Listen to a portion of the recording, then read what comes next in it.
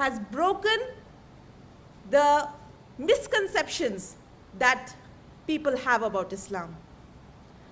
The first woman is giving us an example that yes, Islam does not forbid a woman from getting ahead, from achieving success, from doing business. Alhamdulillah. And let me bring your attention that all these rights had been given 1400 years back. The veil.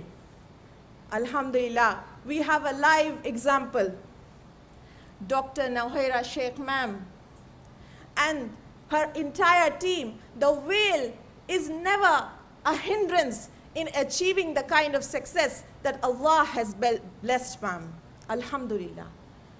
It's not just the Quran that proves it, but we can see it in application today in the 21st century. Now, it's my sincere advice to all those ladies who have come here to attend the program to take this event as a learning and to make a promise today that inshallah we are going to lead lives which will benefit not just our home but the entire humankind. We will think out of the box and we will succeed in the businesses, in our professions, because we need to show man what Islam has to offer him. We need to show humanity that Islam has solution to all the problems of the world. All those women, do you know that there are women who do a job of 24 hours? Yes, there are women right in this room, everywhere around you, in your families, who do a job of not 8, 24 hours. And I am referring to those housewives, those homemakers who do everything, but they say that we are just a homemaker, we're just a housewife. But everyone knows that after Allah's help, if we are able to arrange this program, it's because of their efforts. And for them, they have a very important role to play in helping in the halal earnings. Remember, my sisters, I salute to you for your efforts day in and day out for your families. You are the real woman who will shape the future tomorrow. And your cradle is the first school that a man has. So for these ladies, let me tell you that whatever you're doing as a mother, as a wife, as a daughter, the efforts you put in day in and day out, the efforts that your family cannot see, and it's between you and Allah. Remember that when your back is aching, when you are sweating, remember that all this is being recorded with Allah subhanahu wa ta'ala in a clear book. It's a good deed, my sisters. Whatever you do for your families is a good deed. So do not consider yourself as a mere housewife. And the role that you can play in a halal business is to tell your fathers, your brothers, your sons, tell them to have patience and earn only the halal way. And alhamdulillah, alhamdulillah, Allah subhanahu wa ta'ala has given us Hira Group, where we don't have to worry that we are involving in riba. We don't have to worry that we are being disobedient to Allah. And alhamdulillah, you will see the success coming your way when you please your Lord, Allah subhanahu wa ta'ala. Now, let me begin with the wonderful achievements that Hira Group has gone through. One site of Dr. Nawhaira Sheikh Ma'am, founder and CEO of Hira Group, would remind you of the power that Allah can give a single Muslim woman. MashaAllah. There are more than 40,000 investors of Hira Group around the world, which simply means that 40,000 families have saved themselves from involving in riba. Hira Group of companies has helped remove the vicious cycle of poverty from many homes. When Dr. Nohera Sheikh Ma'am was once told, "Madam, let us ignore our small investors. We are already getting big investors." Nohera Sheikh Ma'am replied, maybe Allah is running this company by the du'as of these small investors, and providing help to those in need is the actual goal of my life. Alhamdulillah, subhanallah. Today, mashallah, Hira Group has more than 18 companies which are internationally registered and recognized. And it's my dua to Allah that may Allah increase to 100 more companies. Dr. Nohera Sheikh Ma'am is an alima herself and runs a madrasa. And she has provided excellent facilities to the orphans and students in the madrasa, which is soon becoming an example for all others madrasas to follow. Lastly, I would like to point out an important detail. When one meets Dr. Nohera Sheikh Ma'am, they will soon hear a common statement she uses when conversing, and which keeps on resonating in my ears too.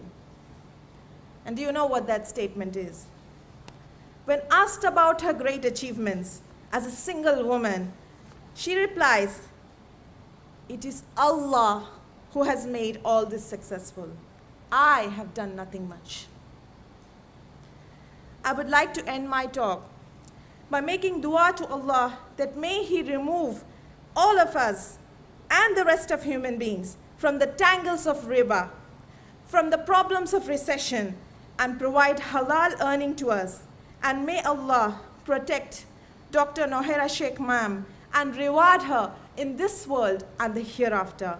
May Allah keep the people of UAE prosperous in this world and the hereafter. Assalamu alaikum wa rahmatullahi wa barakatuh. Jazakallahu khaira, sister. MashaAllah, it was a wonderful talk and an inspiration to all of us. It gave us a brief understanding of a different group of companies Hira has, and what does it do, and how it facilitates the Muslim community and is focused to facilitate our Muslim community to empower themselves. Now we'll move to the next session, a lecture by Sheikh Arshad Bashir Madani. Before I invite him, a brief profile about him. Sheikh Arshad Bashir Madani is an Hafiz, Alim, Fazil, and he is Alim course from Medina University on Takhassus fil Hadith. Apart from that, he is also an MBA, MPhil, and pursuing PhD from Switzerland. He is also a regular speaker on different TV channels like Sharjah TV, ETV Urdu in India, Zee Salam in India, and many more channels in UK. He is also a national and international speaker on Islamic subjects. And he is also a founder and director of Ask Islampedia, the only online-based authentic Islamic encyclopedia of 50 languages of the world. Alhamdulillah.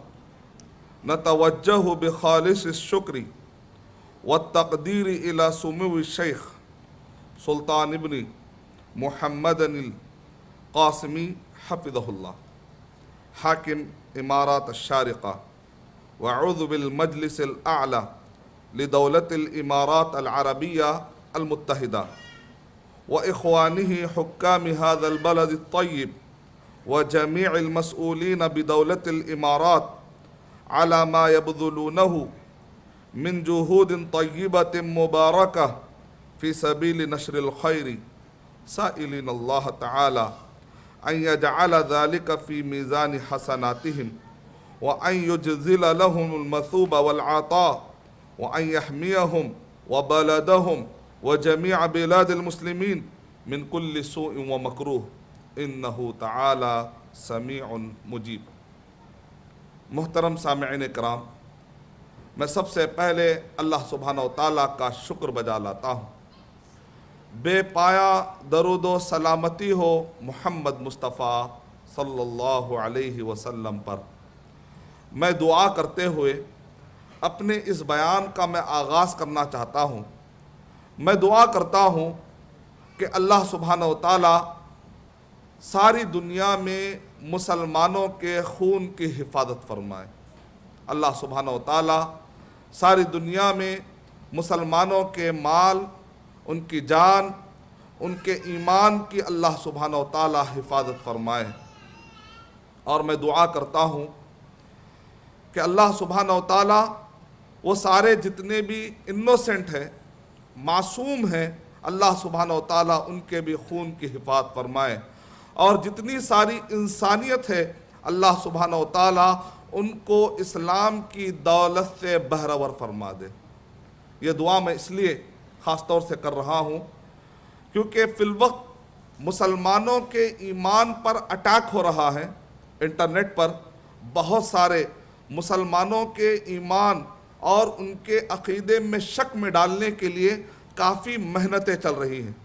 ساتھ میں ساتھ مسلمانوں کے جان، مسلمانوں کی جان اور ان کی عزت اور آبرو سے کھیلنے کا بھی چند حاسدین کو کہیں نہ کہیں سے ان کے پلان میں چیز شامل ہے۔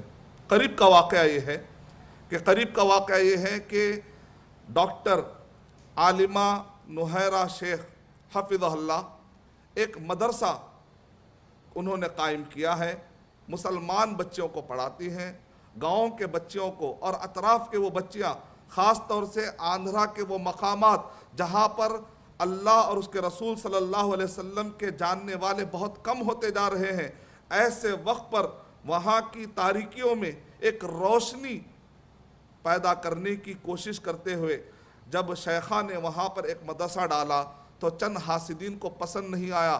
ہندوستان کے کئی اسٹیٹ میں کافی پریشان کیا گیا، کیونکہ دن بدن ہیرا گولڈ اور ہیرا کمپنی اقتصادی اعتبار سے مسلمانوں کو مضبوط کرتے چلے جا رہی ہے۔ اکثر حاسدین کو مسلمانوں کا مالی اعتبار سے مضبوط ہونا پسند نہیں آتا۔ تو ایسے وقت پر بعض، ہم سارے غیر مسلم نہیں کہتے یا سارے انسان نہیں کہہ رہے، کہ بعض ایسے لوگ ہیں جو غلط فہمی میں آ کر یا ان کا کوئی غلط فہمی میں آ کر ذہن بنا دیتا ہے، جس کی وجہ سے اقتصادی طور پہ مسلمان جب مضبوط ہوتے ہیں تو ایسے وقت پر بہت سارے تکلیفوں کا سامنا کرنا پڑتا ہے۔ تو اس وجہ سے خاص طور سے میں نے دعا کرتے ہوئے شروعات کی کہ اللہ حفاظت کرنے والا ہے انشاءاللہ، اللہ ہی سے ہم حفاظت کے لیے طلب کریں گے۔ تو میں دعا کرتا ہوں کہ اللہ سبحانہ و تعالیٰ ہر جگہ پر مسلمانوں کی ہر اعتبار سے مدد فرمائے، بلکہ سارے انسانوں کی اللہ تعالیٰ مدد فرمائے تاکہ وہ سچے اسلام کو جان سکیں انشاءاللہ۔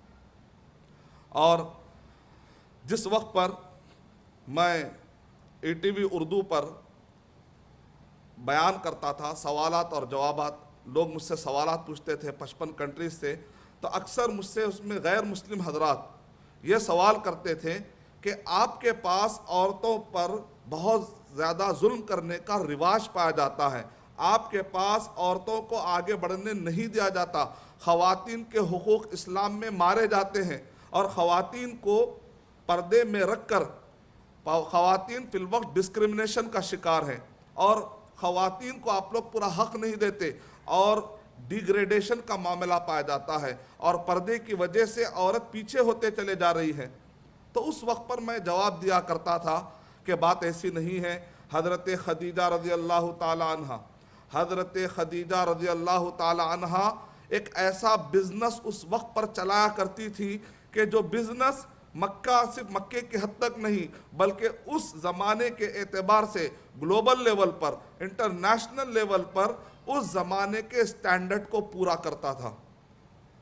جب ہم یہ ان کو مثال دیتے تھے، اور وہ حضرت خدیجہ رضی اللہ تعالی عنہ، انہوں نے نبی اکرم صلی اللہ علیہ وسلم اور اس اسلام کی خدمت میں انہوں نے اپنا مال بہایا، انہوں نے اپنا ٹائم دیا، انہوں نے اپنے اسکلز اور ٹیلنٹ پورے کے پورے لگائے، یہاں تک کہ حضرت جبرائیل علیہ السلام آسمان سے آتے ہیں، اور یہ حدیث بالکل آتھینٹک ہے، اور آ کر کہتے ہیں اے نبی اکرم صلی اللہ علیہ وسلم، اللہ سبحانہ و تعالی حضرت خدیجہ رضی اللہ تعالی عنہا کو سلام سناتے ہیں، اور اللہ سبحانہ و تعالی آپ سے یہ کہہ رہے ہیں کہ مجھ کو انہوں نے حکم دیا ہے کہ یہ بتائیں کہ حضرت خدیجہ رضی اللہ تعالی عنہا کو جنت میں لکڑی کا ایک محل دینا کا اللہ نے خوشخبری کا اعلان کیا.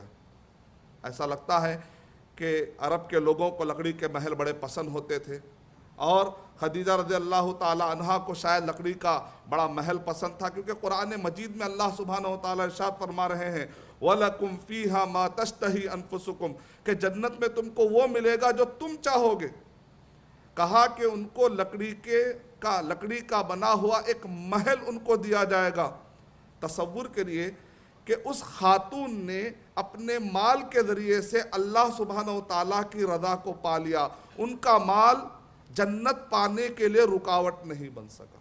اسلام آپ کو مال کمانے سے روکتا نہیں ہے. اسلام یہ کہتا ہے کہ مال پانے کے بعد قارون نہ بنو. اسلام یہ کہتا ہے کہ مال پانے کے بعد عثمان غنی رضی اللہ تعالیٰ عنہ بن جاؤ. اسلام آپ کو عہدے سے نہیں روکتا. اسلام اس بات سے روکتا ہے کہ عہدہ پانے کے بعد کہیں حامان نہ بن جاؤ. اگر تم عہدہ پاتے ہو، سلیمان علیہ السلام کو بھی عہدہ ملا، داؤد علیہ السلام کو بھی عہدہ ملا، ان کو بادشاہت ملی. اسلام آپ کو اس بات سے منع نہیں کرتا کہ آپ بادشاہ بن جائیں فرعون، لیکن اسلام آپ کو یہ منع کرتا ہے کہ بادشاہت مل جانے کے بعد فرعون کی طرح نہ بن جائیں.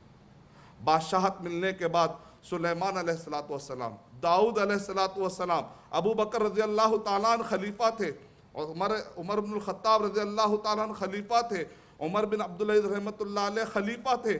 یعنی کہ پاور میں آنے کے بعد اس کا مس یوز نہ کیا جائے. تو حضرت خدیجہ رضی اللہ تعالیٰ عنہا کی ہم مثال دیا کرتے تھے تو لوگ بڑی آسانی سے ہم کو چپ کر دیتے تھے. جب ہم یہ مثال دیتے تھے ای ٹی وی اردو سے، مختلف ٹیلی ویژن کے پروگرام کے ذریعے سے جب ہم جواب دیتے تھے کہ بنے ہمارے پاس خدیجہ رضی اللہ تعالیٰ عنہا ہیں، ہمارے پاس تیونیشیا کی یونیورسٹی کی تاسیس اور بنیاد اور فاؤنڈیشن رکھنے والی ایک خاتون، grains book of world record میں بتایا گیا ہے کہ تاریخ کی ایک ایسی یونیورسٹی ہے جو کنٹینیوسلی وہاں پر گریجویشن کے پروگرام چل رہے ہیں اور آج تک چل رہے ہیں. تاریخ میں ایسی کوئی یونیورسٹی نہیں پائی جاتی جو اتنا کنٹینیوس اپنا ریکارڈ، یعنی جس کا اتنا سکسسفل ٹریکنگ ریکارڈ ہو. ہم جب مثالیں دیتے تھے تو لوگ بڑی آسانی سے ہم کو چپ کر دیتے تھے. بہت سارے غیر مسلم، بہت سارے مسلمان بھائی، کہ یہ اس زمانے میں ہوا کرتا تھا، لیکن آج کے زمانے میں ایسی کوئی مثال بتاؤ کہ آج بھی آپ لوگ اپنے خواتین کو وہ مقام دیتے ہیں کہ خواتین کو اسلام یہ پورا موقع دیتا ہے کہ اسلام کے پردے میں رہتے ہوئے بھی، آپ اپنے حدود میں رہتے ہوئے بھی، اسلام نے جو آپ کو دائرہ بتایا ہے اس دائرے کا خیال رکھتے ہوئے بھی دنیا میں ترقی کر سکتے ہیں. آج کی کچھ مثالیں بتاؤ تو اس وقت پر ہمیں چپ ہو جانا پڑتا تھا، کیونکہ ہمارے پاس زیادہ مثالیں ایسی نہیں تھی کہ جو لوگوں میں معروف اور مشہور تھی. لیکن الحمدللہ ڈاکٹر عالمہ شیخہ نہیرہ حفظہ اللہ، اللہ تعالیٰ آپ کی حفاظت فرمائیں، آپ کے ساتھ جڑے ہوئے بمبئی میں بھی، جدہ میں بھی، مکہ میں بھی اور کیرلا میں بھی کئی مقامات پر مجھے آپ کے پروگراموں میں شریک ہونے کا موقع ملا، تو میں نے دیکھا کہ بہت ساری باصلاحیت خواتین ہیں، لیکن ان کی صلاحیتوں کو فروغ دینے کے لیے رکاوٹیں ڈالی جا رہی ہیں. بہت سارے ایسے خواتین ہیں، ان کی ذہانت اور ان کی صلاحیتوں کو بہت کچھ یقیناً اچھے کاموں کے لیے بہت کچھ اس کا اپیوگ کیا سکتا ہے، اس کا استعمال کیا سکتا ہے، لیکن بہت سارے خواتین ہیں جو فی الوقت یہ سبق پیش کر رہی ہیں کہ الحمدللہ عورت پردے میں بھی رہ کر بہت کچھ کیا کر سکتی ہے، اور عورت کا بھی ایک بہت بڑا پاور ہوتا ہے۔ اللہ تعالیٰ ان سارے خواتین کی حفاظت فرمائے۔ اور وہ خواتین جو گھروں میں رہ کر، جن کو ہم کہتے ہیں کہ ہوم میکر، کئی خواتین عام طور پہ دماغ میں ان کے ہوتا ہے ہم تو گھر میں ہی رہتے ہیں، ہم تو کماتے نہیں ہیں، ان کو مایوس نہیں ہونا چاہیے۔ دراصل اگر شوہر سکون سے باہر کما رہا ہے تو ان خواتین کا بھی اس کے اندر بہت بڑا رول ہے۔ اگر عورت باہر نکلتی ہے حدود میں رہ کر تو اسلام اس بات سے نہیں روکتا، اور ساتھ میں اگر عورت یہ تہیہ کرتی ہے کہ نہیں میں گھر میں بیٹھ کر اپنے بچوں کو، میں عمر بن عبدالعزیز رحمۃ اللہ علیہ کی طرح میں بچے نکالوں گی، میں ابو بکر رضی اللہ تعالیٰ عنہ اور عثمان غنی رضی اللہ تعالیٰ عنہ جیسے میں ہونہار بچے نکالوں گی، فی کل خیر، ہر ایک کے اندر خیر ہے، اللہ تعالیٰ اس خیر کی حفاظت فرمائے۔ جس ٹاپک پر میں آپ کے سامنے کچھ دیر گفتگو کرنے کے لیے میں یہاں پر